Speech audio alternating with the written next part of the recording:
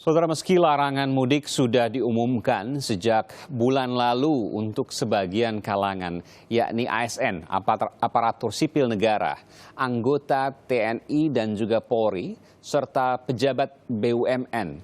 Namun berdasarkan survei Kementerian Perhubungan, mereka yang masih berniat untuk tetap mudik berada di kisaran 7 hingga 8%. Bahkan informasi terakhir ada 24% masyarakat yang berkeinginan untuk mudik, artinya sekitar 1/4 dari seluruh masyarakat yang masih biasanya mudik, sekitar hampir 10 juta. Lalu bagaimana Kementerian Agama menyosialisasikan keputusan resmi pemerintah kepada umat Islam agar patuh? Sudah bersama saya melalui sambungan Zoom, Menteri Agama Fakhrul Razi di Bambu Apus, Jakarta Timur. Selamat malam Pak Menteri Agama dengan Aiman, Kompas TV Jakarta. Selamat malam, Assalamualaikum warahmatullahi wabarakatuh. Waalaikumsalam warahmatullahi wabarakatuh. Pak Menteri, saya ingin bertanya terkait dengan keputusan, saya garis bawahi, larangan untuk mudik. Larangan ini biasanya mengandung reward and punishment, mengandung ada sanksinya, ada rewardnya juga. Bisa dijelaskan Pak, apakah benar seperti itu? Ya, itu keputusannya kan belum keluar. Saya belum tahu tentang masalah punishment-nya ya, karena belum terbit keputusannya. Tapi kalau menurut pertimbangan saya, ini sejalan sekali dengan apa yang dihimbau Kementerian Agama dan juga yang dihimbau oleh banyak instansi-instansi terkait lainnya. Bahwa sebetulnya kalau kita mudik, mudaratnya jauh lebih banyak daripada manfaatnya.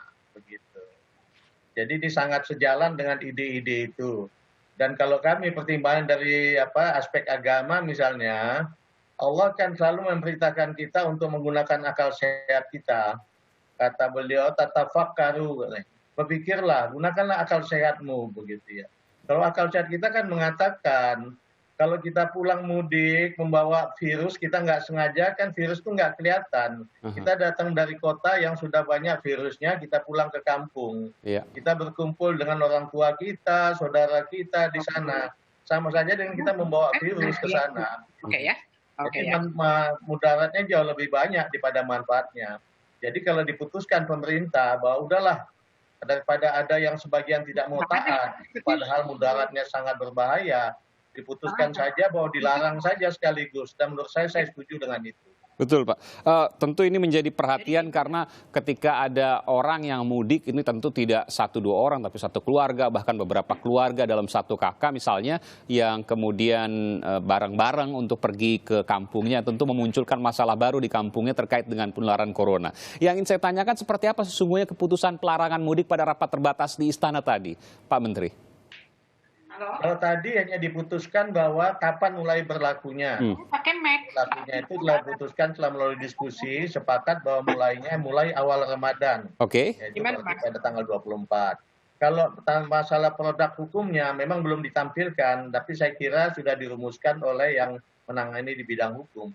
Dan pasti ada sanksinya lah menurut saya. Oh, ini artinya akan dibahas selama beberapa hari ke depan soal larangan ini, detailnya seperti apa? Mungkin nanti akan ada, katakanlah misalnya payung hukumnya berupa, saya tidak tahu apakah PP, Kepres dan lain sebagainya, begitu Pak?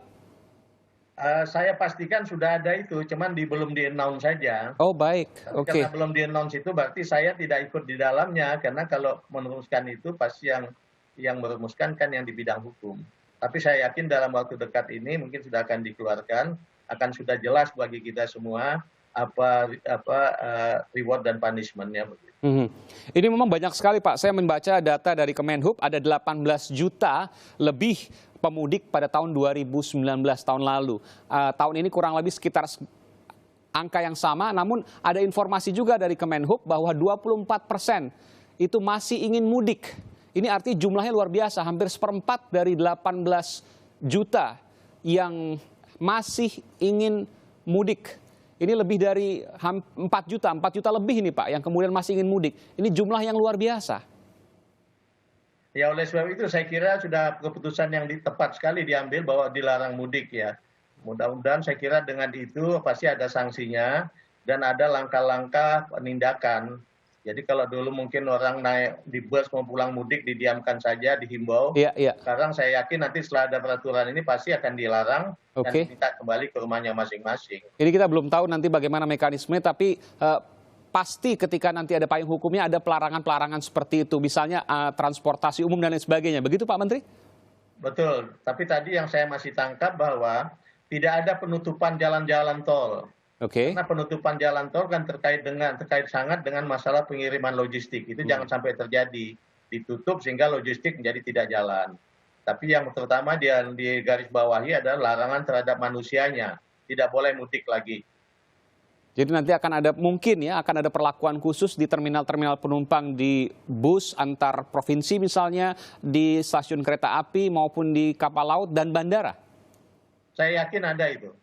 Oke. Karena namanya dilarang, kalau masih bebas dia ya sama aja larangannya nggak ada giginya begitu. Nanti kita akan tunggu detailnya seperti apa Pak, karena mengandung informasi yang sangat penting untuk kemudian didengar masyarakat dan yang paling penting untuk dipatuhi. Dan saya juga kewajiban kami tidak berhenti terus menghimbau, Ya. menyampaikan tentang apa mudaratnya, apa manfaatnya, sehingga manfaatnya menjadi sangat kecil dibandingkan dengan mudaratnya. Kalau Betul. mudik kan dari dulu saya juga senang sekali. Tiap Ramadan itu pasti mudik saya. Pak Menteri ke Aceh ya? Situasinya berbeda. Iya, di Aceh. Ke Aceh. Karena situasinya akan berbeda, kita paham sekali. Iya, iya, Sama iya. aja dengan kita membawa virus ke Aceh, bayangkan aja itu. Iya, iya, iya. Pak Menteri, kita tahu bahwa sidang isbat akan dilaksanakan pada hari Kamis, Pak, lusa, betul ya, Pak? Iya, tanggal 23 betul. Tanggal 23 untuk menentukan apakah 1 Ramadan mulai puasa apakah jatuh di hari Jumatnya atau hari Sabtunya. Yang ingin saya tanyakan, tentu ini akan berbeda Pak sidang isbat karena biasanya berkumpul rapat dalam satu meja, tapi hari ini kita tahu bahwa ada pandemi corona, tentu ada hal yang berbeda. Bisa dijelaskan terkait ini Pak, rencana sidang isbat di tahun 2020 ini? Kalau prinsipnya kan tetap sama. Sidang isbat itu kan artinya penetapan atau pengambilan keputusan ya. Pasti polanya tetap aja antara hisab dengan ruhyat. Ya. Kalau hisab ini masalah perhitungan matematik dan astronomis. Kalau tentang ruhyat kan berarti kita secara visual melihat di lapangan. Saya kira polanya tetap sama, cuman dilakukan melalui online, melalui ya. Jadi kurang lebih nanti Bapak ada di satu tempat sendiri begitu, yang lain ada di tempat lain. Bapak hanya sendiri misalnya Pak Menteri? Enggak, saya nanti di kantor Kemenak didampingi oleh wakil MUI, wakil beberapa organisasi Islam, Iya. dan kami berkomunikasi dengan teman-teman di lapangan untuk menanyakan bagaimana hasil ruhyatnya. Oh, jadi Bapak nanti ada beberapa di kantor Kementerian Agama ya? Iya, ada di kantor Kementerian Agama, tapi jumlahnya sangat-sangat terbatas, tidak seperti biasa. Nanti diputuskan oleh orang yang ada di Kementerian Agama, tokoh-tokoh termasuk Bapak, dan juga tadi perwakilan ada dari NU, Muhammadiyah, Persis, dan lain sebagainya. MUI ya. MUI juga, betul. Lalu kemudian ada anggota-anggota yang lain yang ikut memutuskan juga di online. Online, betul. Online memberikan masukan ya. Nanti kemudian kita putuskan bersama di sana. Terkait dan nanti setelah itu saya akan umumkan di Kementerian Agama. Baik. Terkait dengan pengamatan hilal, Pak, kita kan juga melihat ada di seluruh Indonesia di sejumlah titik. Dan pengamatan hilal ini biasanya kan juga tidak sendiri, agak lumayan ramai lah. Mungkin kalau nggak 3 hingga 5, bahkan ada yang 10 orang nanti. Bagaimana pelaksanaannya, Pak, nanti? Nah, itu yang saya katakan dengan menggunakan sistem online lah. Sebetulnya agak mirip-mirip aja, yang lalu juga komunikasinya juga seperti itu kan. Ya. Di titiknya, Pak, maksud saya di titiknya pada saat pengamatan hilal kan tidak sendiri biasanya, ada beberapa. Iya, ada beberapa titik nanti. Di satu titik itu akan ada banyak orang misalnya, apakah akan dikurangi? Mungkin titiknya tetap ya, tapi di masing-masing titik itu kita anjurkan betul supaya menggunakan sistem protokol kesehatan yang berlaku, jangan ada menggerombol dan lain sebagainya. Oke, baik. Terkait juga dengan zakat, Pak Menteri, tentu ini menjadi perhatian utama karena ada banyak masyarakat yang hari ini sulit untuk kemudian membeli makan, membeli beras dan sebagainya. Adakah himbauan dari Pak Menteri Agama, Pak Fahru Rozi? Udah sering kali kita himbau, dan berkali-kali kita himbau terus, terutama yang lalu kan kita himbau tentang zakat harta ya, zakat mal. Ya. Itu kita himbau supaya kalau perlu tidak usah menunggu waktunya cukup. Nah, bahwa langsung aja segera bisa dibagi karena bagaimanapun kan akan kita gunakan ke depan selama setahun. Ya. Kemudian kalau zakat fitrah, biasanya kan di menjelang Idul Fitri, kita juga sarankan tidak perlu menunggu, kita himbau tidak usah menunggu Idul Fitri. Kapan saja pun kalau udah siap di dalam bulan Ramadan itu sudah bisa dilakukan. Karena banyak yang sangat membutuhkannya begitu. Baik, jadi disalurkan saja Pak ya. Dan ini lebih diutamakan ke lingkungan-lingkungan yang terdekat atau mungkin ada sebaiknya disalurkan ke satu lembaga tertentu misalnya Basnas atau yang lain? Basnas ada, kalau Basnas biasanya dilakukan pemotongan-pemotongan langsung di kantor. Tapi kalau yang dikumpulkan di masjid-masjid langsung mereka sudah punya munasik masing-masing. Baik. Terakhir Pak Menteri, tentu kita akan mengalami bulan Ramadan yang kemudian berbeda dari bulan-bulan sebelumnya. Berbeda dari tahun-tahun sebelumnya maksud saya. Tidak ada lagi tarawih yang berjamaah. Tidak ada lagi mungkin nanti sholat id di tanah lapang di masjid. Apa yang bisa Pak Menteri sampaikan terkait ini? Ya, saya kira kita punya pengalaman baru lah bahwa ibadah itu bisa dilakukan dalam situasi apapun dapat dilakukan dengan baik. Dan memang Islam tidak pernah memberatkan kita dalam melakukan ibadah.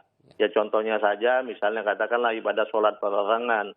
Kita tidak bisa melakukan cara berdiri, boleh duduk, boleh tidur, boleh akhirnya ya mungkin hanya dengan niat saja kalau sudah dalam situasi yang sangat jelek begitu. Jadi Islam tidak pernah membuat yang menyulitkan kita dalam melakukan ibadah.